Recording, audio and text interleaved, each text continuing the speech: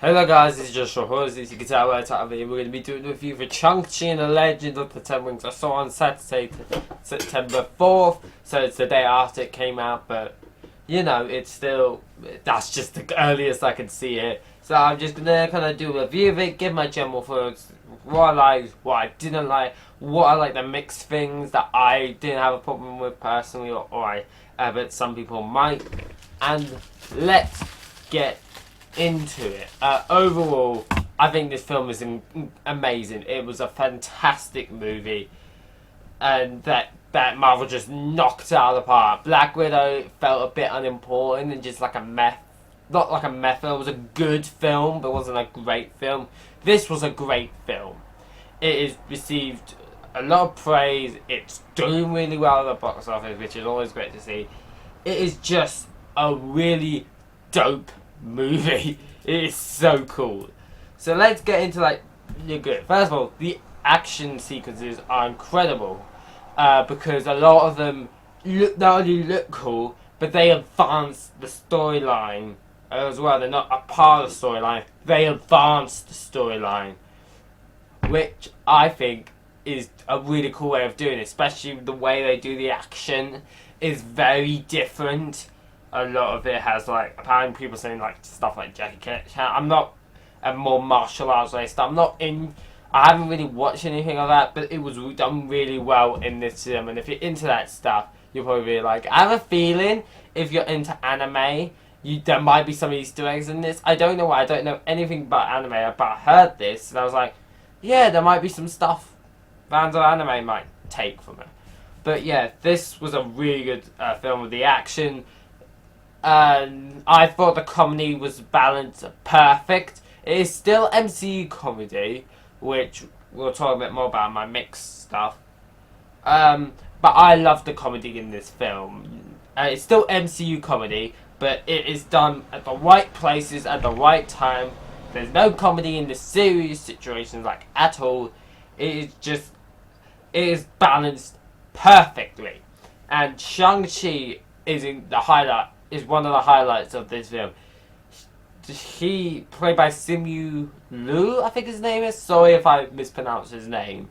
But he was so good in this film. And his character has an interesting story because it is not as plain as simple as his father trained him to be a killer. Oh, it's non-spoiler, by the way. You can probably tell by the title. It's not as simple as his father trained him to be a killer and he said no and ran away. It's much more complicated than that, which makes him a more interesting character and more of a character you could root for because doesn't have the predictable route. He's got a different route, and they did it a lot more differently, a lot more surprisingly, which I thought really helped. Katie, I think her name is, who's played by Aquafina. I think I've got that right. So I'm just gonna Google Shang-Chi cast because I'm getting all the names right. Yeah, Aquafina played Kate. That's the name. Okay, she was really good in this film, and her comedy was done really well. She fit really nice in the film, and she had a really good friendship with Shang-Chi. And I need to, because a lot of these are Asian actors, which is great. It took us long enough for them to get represented in a superhero film. So, yeah. So let's talk about the Mandarin. Tommy Lung Chua is the actor's name. Sorry if I mispronounced that. He was tremendous in this film. Not necessarily for his portrayal as a villain, but the interesting character he's got. And I like how they told this story about this is just a family that's grieving. Without spoiling anything, that's kind of what it's about. And he's grieving in the wrong ways. And there's the actual Mandarin. So this film, what I do like is kind of explaining about the situations with Iron Man 3, which is basically a retcon because I kind of messed up there. But I feel like the story they told here is more interesting than the story they would have ended up telling with Iron Man 3. I'm not saying that that excuses them spending just over half the film building towards the Mandarin's the villain for it to not actually be the Mandarin. If they did it earlier, I might be okay with it. But yeah, at least they've tried to retcon it because of course people are going to be asking these kind of questions, and it does tie in. IMF does kind of tie, especially because the Ten Rings are the terrorist group that originally kidnapped Tony Stark in the first Iron Man film, so they connect it a bit. Or they explain that. I think is the right way to say it. The story is great. The action is just fantastic. The cast is great. Just everything about this film is top notch. And the post-credit scenes, especially the first one, which is like a mid-credit scene, is really good and really important. And it highlights that Shang-Chi is going to be a major player going forth in the MCU. And I'd be shocked if this doesn't get a sequel. I'd be shocked because there's more that they present. Although this film's a closed movie, they still have stuff open for future stuff as well. So I'd be shocked if they don't make another movie of this. They're definitely continuing his character going forward in the MCU.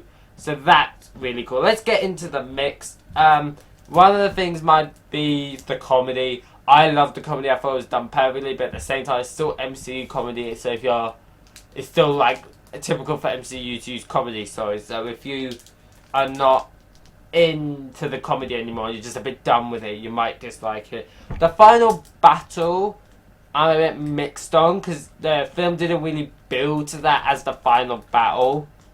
I don't even view it as the final battle. I view it as an effect of the final battle. Like, this is something that took place after the final battle, and the effects of that final battle lead to this that they need to do. I'm not sure how I feel about it. It was good. It was a good final battle, even so I don't view it as the final battle. The battle I view as the final battle was fantastic. Like, one of the best final battles I've ever seen. But it's not the final battle. They kind of took it as something else as the final battle, which is a bit annoying because they didn't build that up at all, really, to be a final battle. They just had that thing there to add a bit more stakes to the end.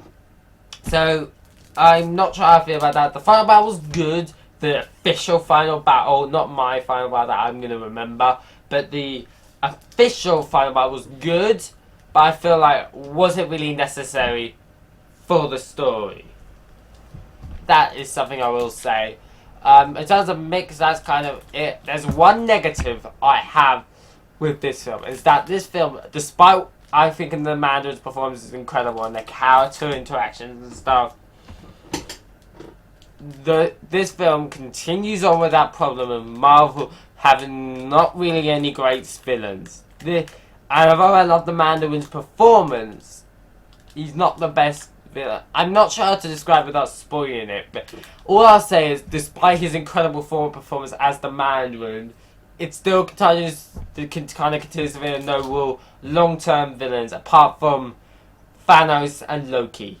And you could maybe say Killmonger from Black Panther, but they killed him off in the same film. So that's the only real problem they have. They haven't really. It continues with that struggle of not really having many great villains. But who knows? Hopefully, Kang the Conqueror will change that kind of thing. And maybe another thing that's apparently being teased, which I'm not going to go into after this film.